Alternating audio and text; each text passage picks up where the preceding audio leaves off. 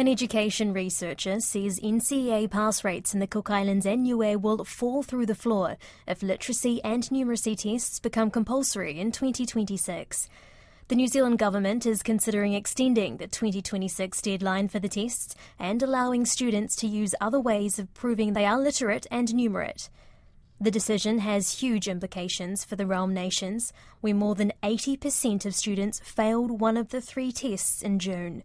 Caleb Fotheringham has more. When 240 Cook Island and Niuean students sat the new test this year, just 18% passed reading, 45% passed writing, and 23% passed numeracy. Michael Papatua, principal of Mangaya School in the Cook Islands Southern Group, says the results were a clear indication students were not meeting the requirements to engage with NCEA. There is a need for us to relook at our literacy and numeracy program down in primary and up at junior secondary to ensure that students, when they come into NCEA level 1, they have acquired basic numeracy and literacy skills. The tests are due to become compulsory from 2026, and students will have to pass all 3 assessments before they can receive any NCEA certificate.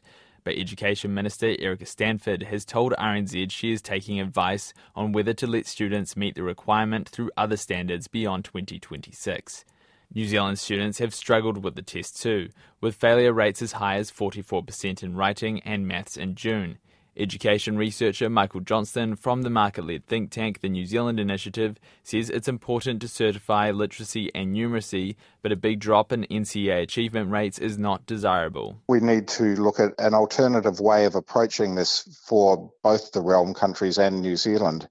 What I would advocate would be establishing a standalone certificate of literacy and numeracy and not having it be a co-requisite for NCEA. Dr Johnston says there is a case for New Zealand putting a special effort into ensuring realm nation teachers are better equipped. It might be a matter of having a professional development specialist located in the Cook Islands, travelling to those remote islands and maybe going on a fairly extended assignment to help. Te Takavika College principal Vaianuka says the poor results can be partially attributed to cultural and language barriers.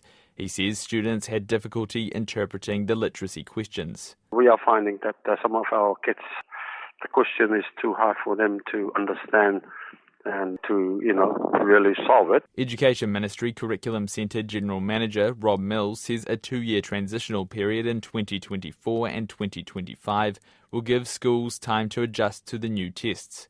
He says during this transition, additional standards will be available in local languages to students living in Niue, Tokelau and the Cook Islands.